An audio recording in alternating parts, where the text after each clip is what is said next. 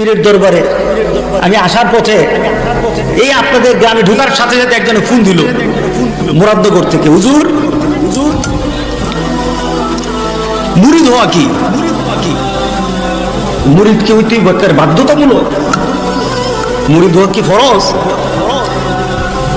তা আমি বললাম যে পীর মুরিদি দিন মানার জন্য, দিন বুঝার জন্য, কুরআন হাদিসকে শিখার জন্য একজন আলেমের সাথে সম্পর্ক করা, এটা ইসলামের বিধান।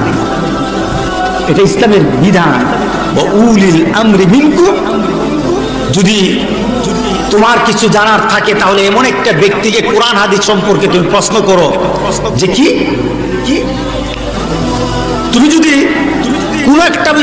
কোন একটা বিষয় তোমার দ্বন্দ্ব লেগে যায় তাহলে দ্বীনের ব্যাপারে কোনো ফাসআলু আহলা যিকর, যে জানে তাকে জিজ্ঞাসা করো।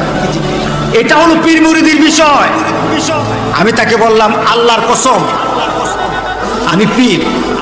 আমি তাকে বললাম আমি একজন পীর, আমি আমার পীরের অবস্থান থেকে বলতেছি, যদি কোন মুরিদ পীরের কাছে মুরিদ না হলে জান্নাতে যাওয়া যাবে না, এই চিন্তায় কোন পীরের কাছে কোন লোক যদি মুরিদ হয় এটা হারাম। কথা ঠিক আছে কিনা বলে?